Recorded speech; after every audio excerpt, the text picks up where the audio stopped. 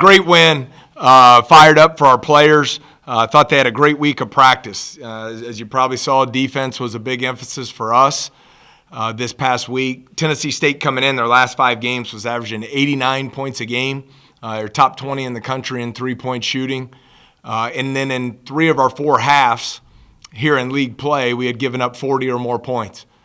So we spent a lot of time at the defensive end tonight, this week in practice. Thought our guys did an awesome job carrying that over to the game to limit them to 44 points, 3 of 16 from 3, 2 assists to 16 turnovers. I thought it was just fantastic effort from our players. Got us off to a great start. And as I kept telling you, sometimes you're up 20 points early. Yeah, it'd be great if you won the game 100-40, but that you don't never see that happen. So you just stay the course. Thought our guys had a great spurt there to push the lead back up into the 20s, and a big win for the Racers. Matt, Yes, sir. I was going to tell you, let's see, Carter Collins. Y'all have an 11-0 run to start this ball game, and Carter had a hand in every one of those points. He had 2 threes, a basket, and an assist, and then also got a steal, I think, that led to the basket. You had to be pretty happy with how he played tonight. He got us off to a great start. I thought our execution on the offensive end was really good to start the game. He was able to get downhill and get a layup. Then we got him off a pin down for a top-of-the-key 3. And while all that was going on, as you mentioned, John, we were getting stops on the defensive end of the floor. So, I thought Carter was really good for us.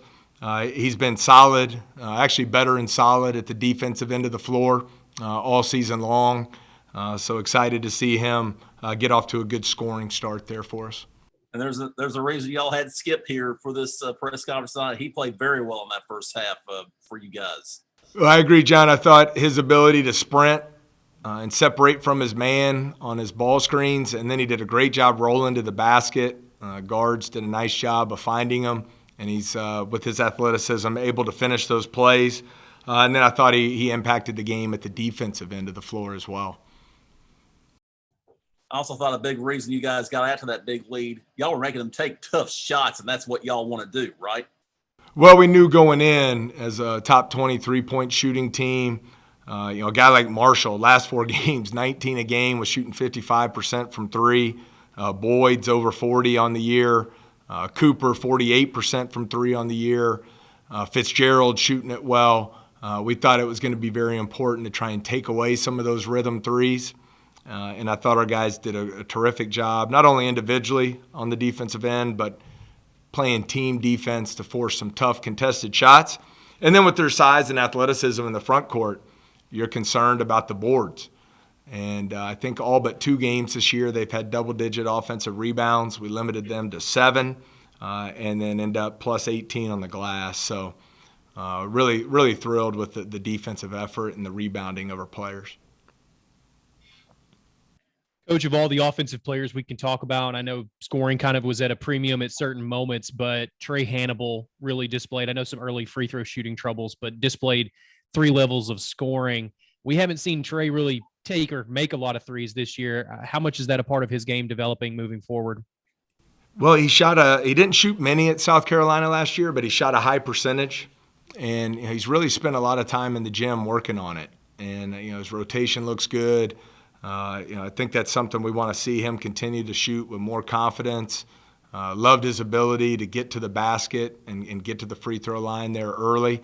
But he hit them in some big moments too. When I thought Tennessee State had some momentum, they were trying to double team there around the basket, and Trey stepped up for us and knocked down some big shots. Coach, we've also started to see Skipper's minutes matriculate a little bit more in each game. I know it's tough to get more minutes off of a bench and things like that, but if you were to best describe his role right now and his mission, what is he supposed to do for this team? Well, I think contribute to winning. I mean, that's everybody's role, and I think he did that again tonight. Take advantage of, he's as good an athlete as I've ever been around. Take advantage of those tools. Impact the game at the defensive end of the floor, be a part of dominant rebounding front court, which I think he's done a good job of, And then you saw his athleticism in our ball screen offense with his ability to set good screens. I thought he freed guys up, but then also his ability to roll to the basket and finish up above the rim is very special.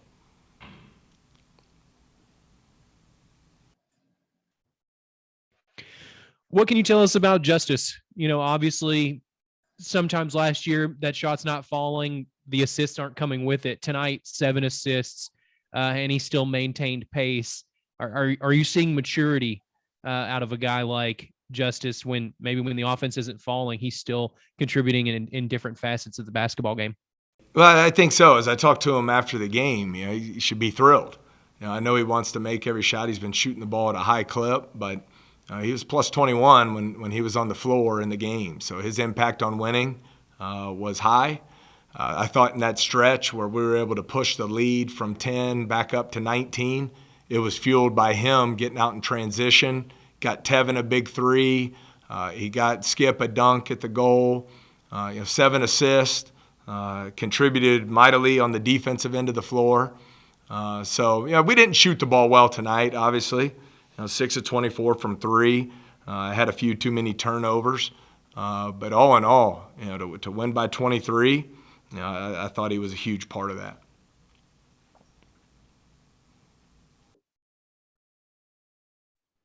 Coach, I know it needs a little introduction, but Saturday, big-time game in the Ohio Valley Conference. 2 teams headed to the Missouri Valley. I know you haven't had much time to turn the page on this game, but looking ahead to the next 36 to 48 hours, what do you see for a matchup on Saturday afternoon? Yeah, really looking forward to it, Ed. I think great respect for the Belmont program. I would say number 1, they have great culture as a foundation. Number 2, great personnel, very talented. 3, balanced offensively, can kill you from 2, can kill you from 3. 4, probably excellent defensive scheme and execution. And then finally 5, they're very well coached by Casey Alexander. So great team, very experienced. A lot of the same faces we've seen in the past. They've added Will Richard, who's going to be a first-team All-League guy.